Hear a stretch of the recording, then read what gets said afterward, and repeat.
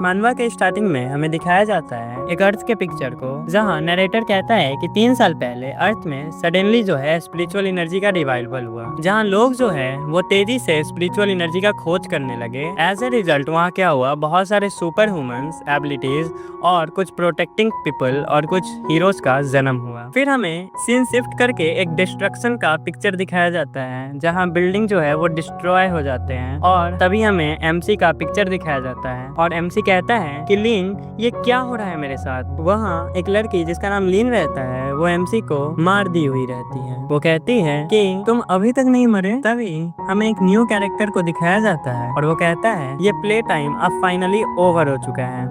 वो लड़की कहती है जिसका नाम लिन रहता है, यूटो मैं तुम्हारा कब से वेट कर रही थी और मैं बोर हो गई थी। यूटो कहता है एमसी को कि क्या तुम जानते थे मैंने तुम्हारे सभी साथी को मार दिया है और तुम अगले हो। तुम मरने से पहले कोई तुम्हारी इच्छा है तो तुम बोल सकते हो। और यूटो जो है वो एमसी को धक्का दे के और एमसी जो है वो जमीन पे गिर जाता है और यूटो कहता है कि तुम फाइनली अब मर चुके हो। एमसी कहता है कि मैं तुम्हें कभी माफ नहीं करूंगा। यूटो कहता है कि तुम मुझे माफ करो या ना करो, तुम मरने जा रहे हो। तभी जो है यूटो जो है वो एमसी को धक्का दे देता है और एमसी गिर जाता है। गिरते हुए वो देखता है कि उसके आसपास बहुत सारे घोस्ट हैं और यूटो वहां से चला जाता है। और एमसी कहता है अपने दोस्तों को याद करते हुए कि मेरा ही गलती है, मैंने अभी अपने पार्टी मेंबर को मार दिया। एमसी लीन को याद करते हुए कहता है कि अगर मैं वापस से जन्म लिया तो मैं तुम्हें कभी माफ नहीं करूंगा। तभी हमें दिखाया जाता है कि एमसी जो है एक ड्रैगन के मुंह में जा रहा था। तभी हमें गेमिंग सीन दिखाया जाता है और वहाँ लिखा रहता है सुप्रीम मार्शियल आर्ट्स एग्जीक्यूशन जो है वो एक्टिवेटेड हो चुका है और टाइम रिवर्सल जो है वो इनिशिएट हो चुका है, क्योंकि प्लेयर का लाइफ जो है वो क्रिटिकल डेंजर में है और इनसफिशिएंट प्लेयर पॉइंट्स के कारण जो रिवाइंड पॉइंट है वो रेंडमली सिलेक्ट हो चुका है और इनिशिएटिंग टाइम जो है वो 3, 2, 1 रिवर्सल सेकंड दिखा रहा है। तभी हमें सीन शिफ्ट करके एक फुटबॉल ग्राउंड को दिखाया जाता है और वहाँ बताया जाता है कि centre pass to goal it's in. तभी हमें एमसी को दिखाया जाता है एक रूम में और वो बैठा रहता है और वो कहता है क्या मैं उनके हाथों से नहीं मरा था। तभी एमसी अपने फोन को देखता है और उस फोन में एक विजुअल आ जाता है जहाँ लिखा रहता है कि प्लेयर इंफॉर्मेशन जो है वो लोड हो चुका है और आप अपना एट्रीब्यूट जो है अपने अनुसार एक्वायर कर सकते हैं। एमसी कहता है, मतलब सोचता है कि क्या मैं डेथ से रिटर्न हो चुका हूँ और मैंने क्या ये लीजेंडरी थिंग सिस्टम को हासिल कर दिया है। और एमसी मन ही मन कहता है कि मैं इस बार यूटो और लिन को नहीं छोड़ूंगा, मैं उन्हें बचने का कोई मौका नहीं दूंगा। तभी एमसी जो है वो सोचने लगता है कि ऐसा लग रहा है कि मैं जो है स्पिरिचुअल एनर्जी के एक्सप्लोजन से 1 महीने पहले की दुनिया में हूँ और इस दुनिया में मुझे अभी तक कोई नोटिस नहीं किया है, लेकिन स्पिरिचुअल एनर्जी जो है वो रिकवर होना स्टार्ट हो गई है। और स्पिरिचुअल एनर्जी के रिकवर होने के बाद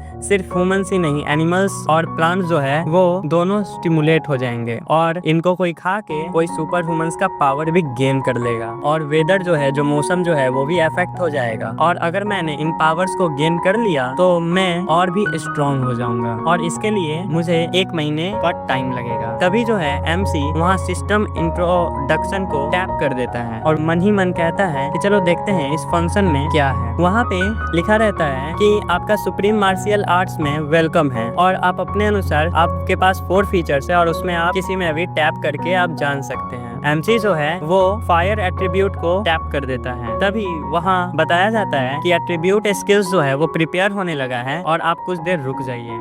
तभी वहाँ पे एक पर्पल जेम हम लोग को देखने को मिलता है जिसका नाम ब्रह्मा रैगिंग फायर क्रिस्टल रहता है और ये एक एट्रीब्यूट स्किल है। वहाँ लिखा रहता है कि आपने एक पर्पल स्किल एट्रीब्यूट को गेन किया है, सो 5 पॉइंट जो है आपका ऐड हो चुका है। एमसी पर्पल क्रिस्टल को देखते हुए कहता है कि मैंने अपने पास्ट में ब्लू वंस को तो देखा है, मतलब ब्लू क्रिस्टल्स को तो देखा है, लेकिन मुझे लगता है ये जो पर्पल वाला जो है वो हाईएस्ट स्किल्स का क्रिस्टल है। तभी एमसी जो है वो क्रिस्टल को ले लेता है वहाँ से और तभी हमें एमसी को दिखाया जाता है कि वो पावर गेन कर रहा होता है और वो कहता है ये पावर है फायर एट्रीब्यूट का और इस टाइम मैं स्ट्रॉन्ग बन के दिखाऊंगा। तभी एमसी को कॉल आता है लिन का। एमसी फोन उठा के कहता है लिन को हेलो। लिन कहती है सिंजी, एक मार्केट में बैग है जो मुझे चाहिए, लेकिन मुझे 2 लाख येन की कमी हो रही है, क्या तुम मुझे ट्रांसफर कर सकते हो अभी। एमसी जिसका नाम सिंजी रहता है वो कहता है क्या तुम्हें स्टूपिड हो, अगर तुम्हें ये चाहिए तो तुम यूटो से बात करो, मुझे कॉल मत करना। और हमें नेक्स्ट सीन में दिखाया जाता है यूटो और लिन को एक कार में,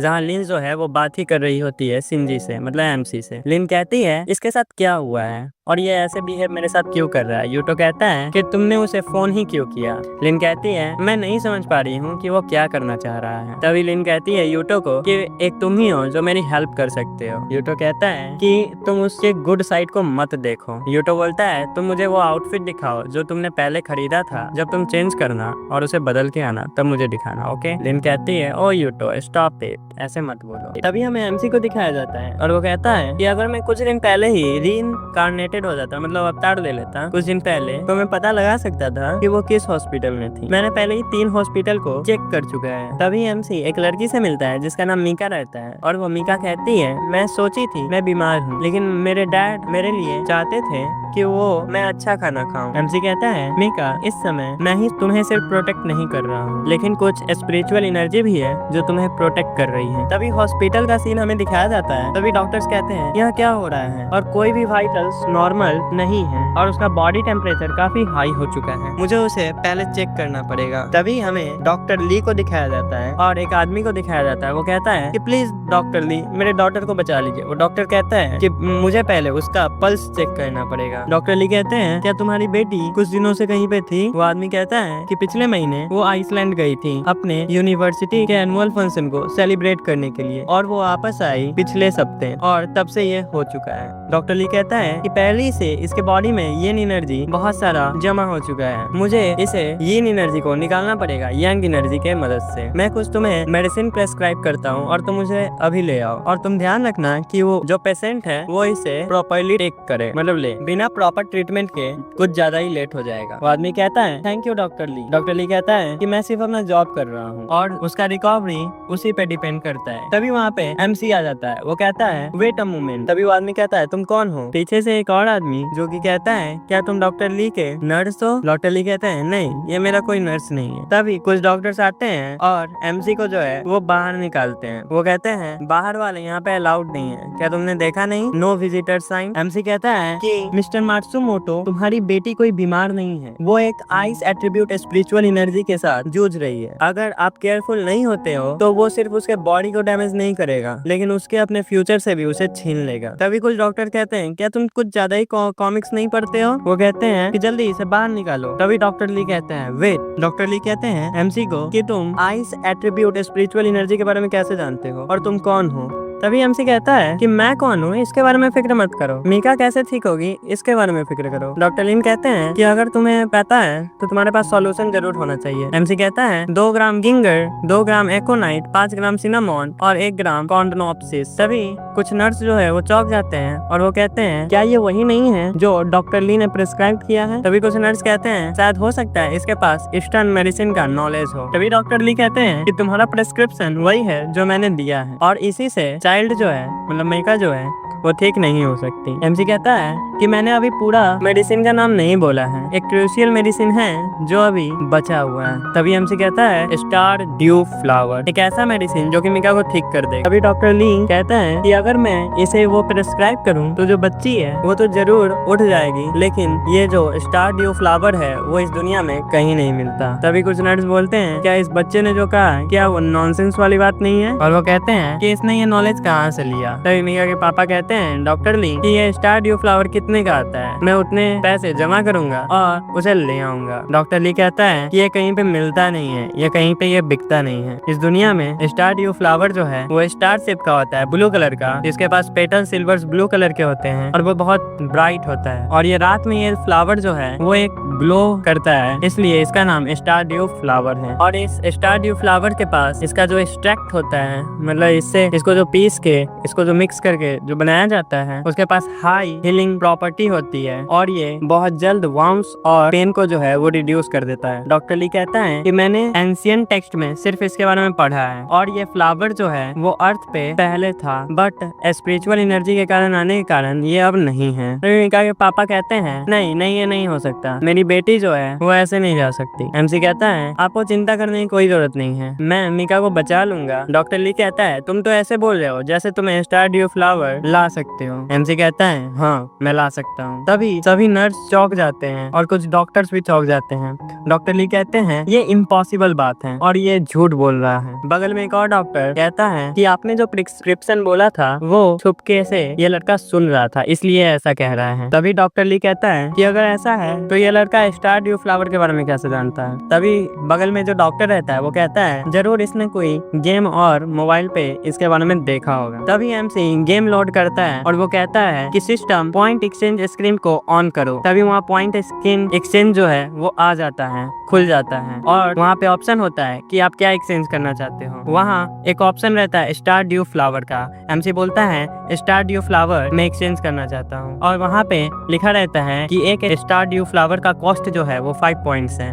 एमसी कहता है कि मेरे पास 5 पॉइंट्स पहले ही से हैं, तुम इसे एक्सचेंज कर दो। तभी वहाँ पे स्टार ड्यू फ्लावर जो है वो आ जाता है। तभी डॉक्टर ली जो है वो चौंक जाते हैं और वो कहते हैं ये क्या रियल स्टार ड्यू फ्लावर है और तुमने इस एक्चुअल मेडिसिन को कैसे गेन किया। एमसी कहता है क्या तुम आप जान गए कि मैं मिका को क्योर कर सकता हूँ, मतलब उसे ठीक कर सकता हूँ। तभी डॉक्टर ली कहता है कि मैं माफी मांगता हूँ, इसे ट्रीटमेंट के लिए मुझे यूज करने दो। तभी एमसी मिका के पास जाता है और वो कहता है मैं प्रॉमिस करता हूँ कि इस जन्म में मैं तुम्हें कुछ भी नहीं होने दूंगा। तभी वो स्टार ड्यू फ्लावर को उसके सामने लाता है और उसका बॉडी टेम्परेचर जो है वो ठीक होने लगता है और सभी नर्स और डॉक्टर्स बोलते हैं क्या ये वर्क कर रहा है और उसका कंडीशन जो है वो स्टेबलाइज हो रहा है। सभी खुश हो जाते हैं और वही मिका का वहाँ पे आँख खुल जाता है और वो कहती हैं यू आर। तभी एमसी कहता है कि तुम्हें पहले रेस्ट लेना चाहिए, फिर हम लोग बाद में मिलते हैं। मिस्टर मात्सुमोटो जो कि मिका के पापा रहते हैं, एमसी कहता है उनसे कि मिका जो है वो ठीक हो चुकी है, अब आप उसका ध्यान रखिएगा। तभी मिस्टर मात्सुमोटो जो कि मिका के पापा रहते हैं वो कहते हैं thank you young Ben. MC कहता है इट्स वेरी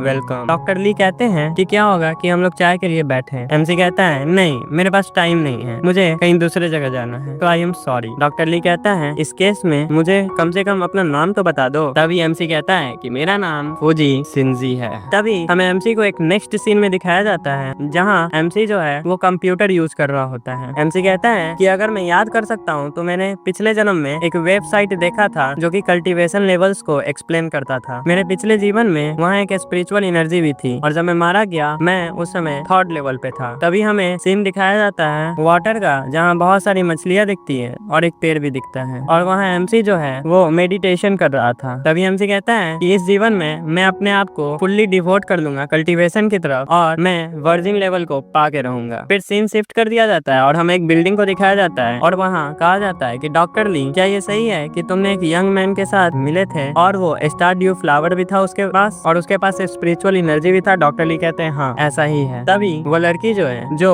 एमसी के बारे में पूछना चाहती थी वो कहती है क्या ये लड़का वही था फोटो दिखाकर। डॉक्टर ली कहते हैं हाँ ये वही था। एक आदमी भी आता है उसके साथ, वो कहता है क्या ये सही है, क्या वो मार्वेलस डिस्कवरी है। अब हमें दिखाया जाता है कि एमसी जो है वो मेडिटेशन में चला जाता है और जैसा कि वो सोच रहा था कि पर्पल ग्रेड टेक्निक के कारण वो लेवल 2 को जो है वो रीच कर लिया है अपने फर्स्ट कल्टीवेशन सेशन में ही। फिर एमसी सोचता है पानी को देख के कि मैं इतना गंदा क्यों हूँ क्योंकि मैंने तो सिर्फ एक दिन से ही नहाया नहीं है। एमसी सोचता है कि अब मुझे भूख लग रही है और मुझे कुछ खाना चाहिए अभी। अब एक सीन में हमें दिखाया जाता है कि एमसी स्टोर पे जा रहा होता है और वो सोचता है कि मैं इतना हंग्री हूँ कि मैं पूरे काऊ को खा सकता हूँ जस्ट अभी। तभी वो जा ही रहा होता है। तभी हमें एक सीन दिखाया जाता है जो स्ट्रीट लाइट पे एक गर्ल खड़ी थी और वो कहती है कि मैंने तुम्हें आखिर ढूंढ ही लिया। वो एमसी पे अटैक करती है और वो कहती है इस बार मुझे डिसअपॉइंट मत करना है ना। एमसी पीछे घूम के देखता है तो उसे बहुत बड़ा जियांट डॉग दिखता है। एमसी कहता है कि अब जंग शुरू हो चुकी है। नेक्स्ट ही सीन में हमें दिखाया जाता है कि एमसी जो है वो जियांट डॉग से लड़ने ही वाला होता है लेकिन उस डॉग से बहुत ज्यादा स्मेल आ रहा था। तभी डॉग जो है वो एमसी पे अटैक करता है और एमसी भी जो है वो डॉग पे अटैक करता है और एमसी जो है वो लास्टली में अपने पैरों के साथ वो डॉग पे अटैक करते हुए अपने फ्लेम एट्रीब्यूट से वो अटैक करता है और अपने फिस्ट से वो डॉग को जो है वो खत्म कर देता है। वो लड़की जिसने डॉग को भेजा था फाइट करने के लिए वो सोचती है ये क्या हुआ, मैंने नहीं सोचा था ऐसा। एमसी जो है वो डॉग को पूरी तरह से मार देता है। एमसी कहता है तुम इतने कमजोर दिल के आदमी। फिर एमसी वहाँ से चला जाता है और वो कहता है मुझे बहुत जोरों की भूख लग रही है, मुझे जल्दी कुछ खाना पड़ेगा। वो लड़की सोचती है ये कैसे हुआ, उसने एक बिस्ट को हरा दिया जस्ट अपने एक पंच से और वो है कौन इस धरती पे, और उसने फायर एट्रीब्यूट से अटैक कैसे कर दिया, और वो इतना स्ट्रॉन्गेस्ट अटैक पावर कर कैसे सकता है, उसका बॉडी इतना हार्ड कैसे हो सकता है। मुझे ये हायर अप्स को जल्दी बताना पड़ेगा। तभी हमें सुबह का सीन दिखाया जाता है और एमसी जो है वो ब्रश कर रहा होता है। वो सोचता है कि जब मैं उठा तो मेरा पूरा बॉडी पेन में था, ऐसा लग रहा है कि मैंने बहुत ज्यादा ट्रेनिंग कर ली है। तभी वो वॉशरूम से बाहर आता है और वो न्यूज में देखता है कि वहाँ लिखा रहता है कि इस मॉर्निंग जो है वो आपको हाई टेम्परेचर ऑब्जर्व हो सकता है माउंट सिरानू पे, और सभी हाइकर्स जो है वो माउंट सिरानू पे जाने से रोक दिए गए हैं। एमसी चौंक जाता है। वहाँ न्यूज वाले ये भी बोल रहे होते हैं कि आप लोग उस डेंजरस माउंट सिरानू पे अभी जाने की कोशिश न करें क्योंकि वो जगह अभी बहुत डेंजरफुल है। एमसी मन में सोचता है कि मेरी मेमोरी के अनुसार ये जो हाई टेम्परेचर माउंट सिरानू पे आया है वो एट्रीब्यूट स्पिरिचुअल एनर्जी के कारण आया है और मुझे इस बार powerful fire attribute spiritual energy को एब्जॉर्ब करना ही होगा। तभी एमसी जो है वो वहाँ से निकल देता है। तभी वो एक लड़की को देखता है और वो लड़की कहती है, वो लड़की और कोई नहीं बल्कि लीन रहती है और वो कहती है मेरे 2 लाख येन के बारे में क्या हुआ, और मैंने तुम्हें कहा था कि वो मुझे बैग चाहिए। एमसी कहता है तुम्हें हॉस्पिटल जाना चाहिए एक बैग खरीदने के अलावा, मैंने तुम्हें कहा था मुझसे दूर रहो। लिन कहती है कि तुम सिर्फ एक्टिंग कर रहे हो मेरा अटेंशन लेने के लिए, तुम मुझे ऐसे इग्नोर नहीं कर सकते, अगर तुम मुझे अभी पे नहीं किए तो मैं अब तुमसे कभी बात नहीं करूंगी। एमसी बोलता है गेट लॉस्ट, मुझे अपना चेहरा दोबारा मत दिखाना। तभी वो माउंट सिरानो की तरफ चला जाता है और वहाँ पुलिस वाले सभी विजिटर्स को रोक रहे होते हैं। वो कहते हैं ये डेंजरस जगह है, यहाँ पे अभी मत जाइए, यहाँ 81 डिग्रीज का टेम्परेचर है अभी, ये जोक नहीं है। तभी सभी विजिटर्स बोलते हैं तुम झूठ बोल रहे हो, ये इतना हॉट हो ही नहीं सकता। वो इतना गर्म था कि वहाँ से अगर कोई मेज फेंकता मतलब मक्का फेंकता तो वो पॉपकॉर्न में बदल जाता। तभी वहाँ बहुत सारे लोग चिल्लाने लगते हैं कि वो बहुत गर्म है, मत जाओ उधर, तुम मरोगे। तभी वहाँ एमसी आ जाता है और वो सोचता है मैं जानता था ये पावरफुल फायर एट्रीब्यूट एनर्जी का ही कमाल है, अगर मैंने इसे एब्जॉर्ब कर लिया तो मैं हायर लेवल पे पहुंच जा सकता हूँ। तभी पुलिस वाले कहते हैं तुम क्या कर रहे हो, ये डेंजरस है, तुम्हें जल्दी पीछे हट जाना चाहिए नहीं तो तुम मारे जा सकते हो। एमसी सोचता है क्या ये फायर एट्रीब्यूट का पावर इतना स्ट्रॉन्ग है, ये मुझे चोट पहुंचा रहा है और ये ऐसा लग रहा है कि मेरे हर सेल्स बॉडी के बर्न हो रहे हैं, लेकिन मैं इससे डरूंगा नहीं, इस लाइफ में मैं स्ट्रॉन्ग बन के रहूंगा। तभी सब लोग कहते हैं क्या इसका बॉडी जो है वो उस टेम्परेचर को अडेप्ट कर रहा है, उस आदमी के साथ हो क्या रहा है, और उसके आंख से जो है वो फायर आ रहा है। एमसी सोचता है मैंने बहुत ज्यादा अटेंशन इन लोगों का ले लिया, मुझे यहाँ से जल्दी जाना पड़ेगा। तभी बहुत सारे लोग बोलते हैं कि शायद ये गॉड है और ये अमर है, हम लोगों ने एक अजीब आदमी को देखा, क्या किसी ने कोई वीडियो रिकॉर्ड किया है। तभी पुलिस वाले कहते हैं यहाँ क्या हो रहा है और अभी कुछ देर पहले क्या हुआ, क्या टेम्परेचर जो है वो ड्रॉप हो गया, क्या उस किड ने मतलब क्या उस बच्चे ने सही में ऐसा किया है। तभी सीन शिफ्ट करके हमें नाइट सीन दिखाया जाता है और वहाँ एक आदमी बोल रहा था कि ये दोपहर जो है एक मिस्टीरियस बॉय माउंट सिरानू पे आया और उसने कुछ ऐसा किया जो लोग सोच भी नहीं सकते थे, और वो फोन पे बात कर रहा होता है। वो कहता है फोन पे ही कि इस न्यूज को अभी रोक दो, अगर ये फैल गया तो ये डिजास्टर ला सकता है। तभी वो लड़की जिसने एमसी पे अटैक किया था वो वहाँ पहुँच जाती है और वो आदमी कहता है कि तुम्हारे कहने का मतलब ये है कि तुमने देखा कि वो मुटेंट बिस्ट मतलब उस डॉग को एमसी ने मार दिया। वो लड़की बोलती है हाँ मैंने ये भी देखा कि वो अटैक जो था मुटेंट बीस्ट पे जो अटैक किया था उस डॉग ने, वो एमसी को थोड़ा भी अफेक्ट जो है वो नहीं किया। तभी हमें दिखाया जाता है एक पेपर में जहाँ एमसी का फोटो लगा रहता है। ऐसा लगता है कि हमने 2 जीनियसेस को देखा इन जस्ट 2 दिनों में। वो आदमी कहता है अपने ऑर्गेनाइजेशन में फ्यूजी सिंजी को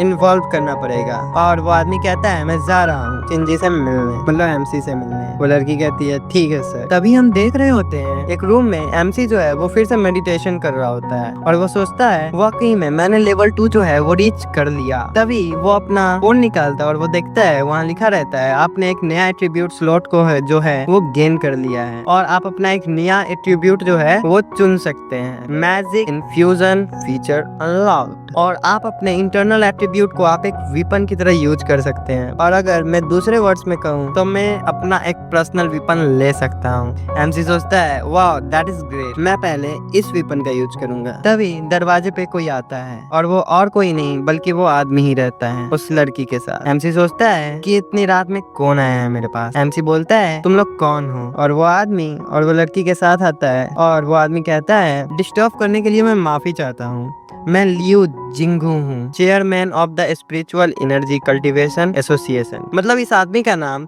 लियो जिंगू रहता है और ये आदमी जो मेरे नेक्स्ट है ये मेरा सबॉर्डिनेट है और मैं यहाँ तुम्हारे लिए स्पिरिचुअल एनर्जी कल्टीवेशन के बारे में बात करने आया हूँ। एमसी सोचता है स्पिरिचुअल एनर्जी कल्टीवेशन एसोसिएशन ये क्या है? अब एमसी कहता है कि तुम मेरे बारे में कैसे जाने। वो आदमी जिसका नाम लियो जिंगो रहता है वो कहता है कि मैं जानता हूँ तुम्हें, तुमने मीका को बचाया था रिसेंटली। अभी मैंने ये डॉक्टर ली से सुना है जो वहाँ पे थे और मीका ने ऑलरेडी जो है ये एसोसिएशन ज्वाइन कर लिया है। अब एमसी को याद आता है कि मीका को उसी लड़की ने बचाया था। एमसी सोचता है कि मुझे नहीं लगता कि इन लोगों का कुछ गलत इंटेंशन है मेरे बारे में। तभी एमसी उस आदमी को अंदर बुला लेता है लियो जिंगो को और वो आपस में बात करते हैं और लियो जिंगो वो आदमी कहता है कि श्योर हो क्या तुम कि तुम हम लोग को ज्वाइन करना चाहते हो। एमसी कहता है मैं रियली कहूँ तो मैं इस ऑर्गेनाइजेशन में फिट नहीं आऊंगा, मुझे पहले फर्स्ट ट्रेनिंग लेनी पड़ेगी, तब मैं सोचूंगा मुझे आगे क्या करना है। वो लड़की कहती है हम लोग जानते हैं तुमने लेवल 1 को अचीव कर लिया है जो कि द स्पिरिट अवेकनिंग स्टेज है, लेकिन वहाँ पे पहुँचना सिर्फ एक लक है, बिना एसोसिएशंस के तुम बबलिंग स्प्रिंग स्टेज पे नहीं पहुँच सकते। वो लड़की कहती है नियर फ्यूचर में हमारे पास अर्थ पे बहुत बड़े चांसेस होंगे और जब वो होगा तो स्पिरिचुअल एनर्जी जो है वो एकमात्र रास्ता होगा। अगर तुम स्ट्रॉन्गर बनना चाहते हो तो तुम्हें एसोसिएशन की हेल्प लेनी पड़ेगी। तभी वो लड़की मेडिटेशन करती है और वो अपने पावर्स को एमसी को दिखाती है और वो कहती है कि पहले मैं तुम्हें अपने अवेकनिंग स्किल के बारे में बता दूं ताकि तुम एसोसिएशन इनविटेशन को रिफ्यूज ना कर दो। मैं पिछले 3 सालों से स्पिरिट अवेकनिंग स्टेज को अचीव करना चाहती थी और एसोसिएशन को ज्वाइन करने के बाद मैंने सिर्फ ये 1 साल में ही कर लिया और एसोसिएशन के गाइडेंस में मैंने स्प्रिंग स्टेज को मात्र 3 साल में हासिल कर लिया। एमसी चौंक जाता है, वो कहता है 3 ईयर और तुम कितने साल की हो अभी? वो लड़की कहती है मैं तो जस्ट अभी 21 साल की हूँ और तुम मुझे ऐसा क्यों पूछे हो? एमसी सोचता है मुझे नहीं लगता ये इतनी ज्यादा टैलेंटेड है जैसे कि ये बोल रही है और मैं इसे जोर से बोल भी नहीं सकते इसके बारे में। एमसी कहता है नहीं ये बहुत अच्छा है, तुम जरूर एक जीनियस होगी। वो लड़की कहती है हमारे मेंबर्स जीनियसेस हैं और सिर्फ जीनियस ही इस एसोसिएशन को ज्वाइन कर सकते हैं। वो आदमी जिसका नाम लियो जिंगी रहता है वो कहता है सिंजी अगर तुम एसोसिएशन को ज्वाइन करना चाहते हो तो तुम्हें बहुत बड़ी मदद मिलेगी इससे। तभी उस आदमी को एक कॉल आ जाता है और वो कहता है मैं थोड़ी देर में आया। वो आदमी बगल में जाके फोन पे बात करता है और वो कहता है क्या बात है? वहाँ फोन पे एक आदमी चेयरमैन कह रहा था कि 2 मुटेंट बिस्ट जो है वो आ चुका है और वो 30 किलोमीटर आपके करंट लोकेशन से दूर है। तभी वो आदमी चौंक जाता है, वो कहता है क्या लेवल 2 और ये कैसा एट्रीब्यूट है? मैं अभी सर्टेन नहीं हूँ लेकिन मुझे लग रहा है कि एक पॉइजन एट्रीब्यूट है और ये एक जियान पॉइजनस स्नेक का एट्रीब्यूट है। तभी वो आदमी उस लड़की को कहता है क्या तुम समझी, तुम आसपास की जगह को कवर कर लो। वो लड़की कहती है यस सर। तभी वो आदमी एमसी को कहता है आई एम सॉरी सिंजी, हमें एक इमरजेंसी हो गया, हमें जाना पड़ेगा, हम लोग बाद में बात करते हैं। तभी एमसी देखता है कि वो दोनों जा रहे होते हैं और वो सोचता है कि मैंने डिसाइड किया है कि मैं स्ट्रॉन्ग बन के रहूंगा इस जीवन में और मैं वापस से फ्रस्ट्रेशन फील नहीं करूंगा। वो सोचता है कि मेरे जो करेंट एबिलिटी है वो बिगिनर लेवल के हैं लेकिन जो बबलिंग स्प्रिंग स्टेज है वो बिगिनर लेवल पे आता है, लेकिन इसका मतलब ये नहीं है कि मैं लेवल अप नहीं कर सकता आगे। वो सोचता है और अपने फोन में देखता है, वो वंडर हो जाता है और वो कहता है कि यहाँ क्या कोई भी फायर एट्रीब्यूट स्पिरिचुअल एनर्जी है कहीं पे? तभी वो चौंक जाता है और उसे कॉल आता है और वो कहता है तुम क्या सोच रहे हो और तुम इतनी रात में कॉल क्यों किए हो? तभी कॉल पर से कोई बोलता है सिंजी हेल्प मी, मुझे लगता है मेरा हाउस जो है वो भूतों से भरा है। एमसी कहता है हॉन्टेड, इसका मतलब क्या, तुम क्या कहना चाहते हैं? तभी वो आदमी जो कॉल पे रहता है वो कहता है कि सभी जगह बारिश होती है, माउंटेन पे भी, लेकिन मेरे घर में यहाँ कोई रेन नहीं है। वो सोचता है एमसी क्या rare lightning attribute spiritual energy जो है वो रिवाइव हो चुका है? और एमसी कहता है कि कोटोगे, मतलब जो आदमी कॉल किया रहता है उसका नाम कोटोगे रहता है और वो कहता है मुझे और बताओ इस थंडर के बारे में। वो बोलता है आसमान की तरफ देखते हुए कि स्काई जो है वो पिच ब्लैक है और थंडर जो है वो रुक नहीं रहा है, सिंजी मेरी मदद करो। वो सोचता है एमसी कि लाइटनिंग एट्रीब्यूट स्पिरिचुअल एनर्जी जो है वो हमको लगता है रिवाइव हो चुका है। वाटर, फायर, विंड, अर्थ एक्सेट्रा ये हमारे कुछ कॉमन एट्रीब्यूट्स है और कुछ रेयर एट्रीब्यूट्स है जैसे आइस है, लाइट है, डार्कनेस है, लाइटनिंग है, इसके अलावा भी और हमारे पास कुछ लेजेंडरी एट्रीब्यूट्स भी है जो कि वॉइड है और एक्सेट्रा। तभी एमसी सोचता है मैं समझ गया कि न्यू एट्रीब्यूट स्लॉट आ चुका है और यही मेरा चांस है कि मैं लाइटनिंग एट्रीब्यूट को एक्वायर कर लूं। एमसी कहता है कोटोगे को कि मैं आ रहा हूँ, तुम वहीं पे रहना और मुझे गाइड करना कि मैं माउंटेन कैसे जा सकूं तुम्हारे घर के जो पीछे है और तब तक तुम देखना और कोई भी वहाँ पे उस एरिया में इंटर न कर ले। तभी जो कोटोगे रहता है वो कहता है इस सिचुएशन में कोई आ भी नहीं सकता। तभी हमें नेक्स्ट सीन दिखाया जाता है। वहाँ एक लड़की दो लड़के को कह रही थी यू टू मेरे साथ आओ, हमें अपने फर्स्ट मिशन पे जाना है। उस लड़की का नाम काओरी रहता है। उसमें से एक लड़का कहता है मिसेस काओरी हम लोग कहाँ जा रहे हैं। वो लड़की काओरी कहती है मुझे लगता है कि powerful lightning attribute spiritual energy जो है वो आ चुका है किसी माउंटेन पे और हम लोग वहीं पे जा रहे हैं उसको कलेक्ट करने के लिए। तभी हमें दिखाया जाता है कि एमसी जो है वो माउंटेन की तरफ चला जाता है और बहुत रात हो रही होती है और बहुत तेज से बिजली भी कड़क रही होती है और वो टॉर्च लेके जा ही रहा होता है। वो सोचता है कि क्या ये रियली में लाइटनिंग एट्रीब्यूट स्पिरिचुअल एनर्जी है। तभी वहाँ उसे दो ऑप्शन दिखता है, एक इंक्रीज का एक लाइटनिंग का, और वहाँ पे वार्निंग का साइन दिखाया जाता है और कहा जाता है लाइटनिंग एट्रीब्यूट जो है एक रेयर टाइप का एट्रीब्यूट है। सो इसमें आपको दो normal amount of spiritual energy चाहिए कि आप सही में इसे इंक्रीज करना चाहते हैं, और एमसी जो है वो यस पे टैप कर देता है। तभी वहाँ पे हमें दिखाया जाता है कि लाइटनिंग एट्रीब्यूट टेक्निक जो है वो बन रहा है, आप थोड़ी देर रुक जाइए। तभी वहाँ पे एक लाइटनिंग एट्रीब्यूट टेक्निक आ जाता है और वो ब्लू कलर का होता है। एमसी कहता है कि मैंने जैसा सोचा था कि एक रेयर एट्रीब्यूट है और ब्लू होकर भी इसमें बहुत सारा पावर छुपा हुआ है। अब ये लाइटनिंग एट्रीब्यूट स्पिरिचुअल एनर्जी जो है वो मेरा है। तभी वहाँ पे एक एक्सप्लोजन होता है और वहाँ दो लड़के और मिसेस काओरी जो है वो वहाँ पे आ जाती है और एक लड़का पूछता है मिसेस काओरी क्या हम लोग सही में ऐसी चीज को कलेक्ट कर सकते हैं। दूसरा लड़का कहता है और क्या ये सही में थर्मस में आ सकता है। काओरी कहती है सट तुम दोनों चुप हो जाओ और ये मेरे हवाले कर दो। तभी मिसेस काओरी जो वो लड़की रहती है वो थर्मस लेके अटैक करती है और वहाँ से बहुत सारे ब्लू रेज हमें देखने को मिलते हैं। वो दोनों लड़के कहते हैं अमेजिंग, जैसा मैंने सोचा था मिसेस काओरी आप बहुत कूल हो। तभी मिसेस काओरी चौंक जाती है और वो सोचती है ऐसा नहीं हो सकता, ये स्पिरिट कलेक्टर जो है ये हैंडल नहीं कर सकता। मिसेस काओरी देखती है वहाँ बहुत बड़ा एक्सप्लोजन होता है और बहुत लाइटनिंग भी होने लगता है। मिसेस काओरी कहती है कि स्पिरिचुअल एनर्जी जो है वो आउट ऑफ कंट्रोल हो रहा है, ये डेंजरस है। वो लड़का कहता है ये साउंड कैसा है। तभी वो एमसी को देखता है। वो लड़की सोचती है क्या यहाँ कोई आदमी है। वो लड़की काओरी कहती है हे यू अगर तुम एक माउंटेन क्लाइंबर हो तो अभी इस वक्त क्या कर रहे हो यहाँ पे, यहाँ से जल्दी चले जाओ, ये तुम्हारे खेलने की जगह नहीं है। एमसी कहता है मैंने ढूंढ लिया। तभी वो दोनों लड़के कहते हैं हम लोग शायद मरने जा रहे हैं और ये कौन है और ये इसने सुना नहीं कि मैंने क्या कहा। तभी वो काओरी कहती है क्या तुम सुन रहे हो मेरी बात, यहाँ से चले जाओ। तभी एमसी जो है वो अपना लाइटनिंग एट्रीब्यूट का पावर दिखाता है और वो उसे अचीव कर लेता है। वो दोनों लड़के कहते हैं ये ह्यूमन हो ही नहीं सकता, ये कौन है। मिसेस काओरी कहती है मुझे नहीं बताओ, इसने ultra rare lightning attribute spiritual को अवेकनिंग कर लिया है।